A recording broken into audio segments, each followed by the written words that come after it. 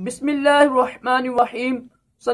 फरमाने मुस्तफ़ा सल्लल्लाहु ताला अलैहि वसल्लम, मुझ पर दुरूशी की कसरत करो, बेशक ये तुम्हारे लिए तहारत है। सल्लु अलल हबीब। खाना दाएं हाथ से खाना सुन्नत मुबारक है। राशिद अतारी नूरी दवा खाने की तरफ से आज मैं एक नुस्खा लेकर आया हूँ कमर के दर्द का।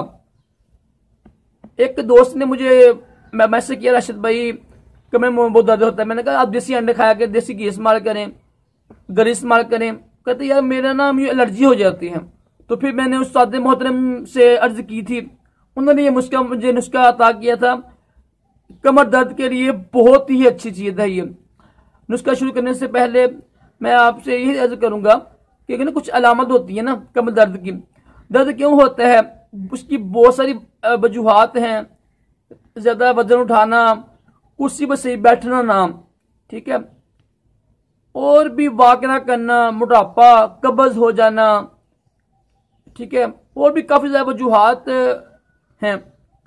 तो आप ये नुस्खा इस्तेमाल कीजिएगा। आपने करना यह कि एक चीज मिलती है पंसार स्टोर से, सलाजीत।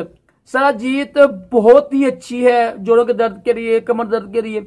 अब करना क्या आपने करना यह है कि सलाजीत लेके ना आपने चावल के दाने के बराबर ना थोड़ा ज्यादा कर लीजिएगा, 2 चावल बस।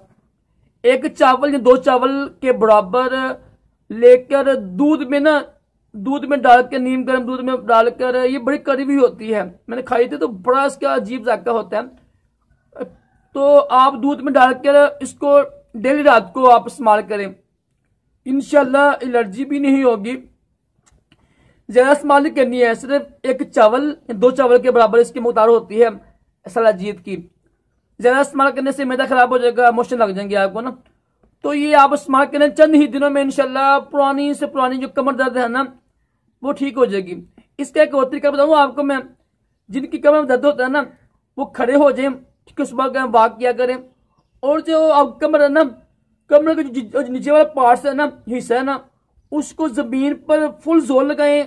जो आपके कमर के ऊपर वाला ना हिस्सा, इसको ऊपर खींचें। ये भी एक तरीका होता है कमर दर्द का। अल्लाह ताला हम सबको कमर दर्द और तमाम जिस्मानी रूहानी बीमारियों से महफूज रखे, दोनों जहानों की भलाइयां अता करे।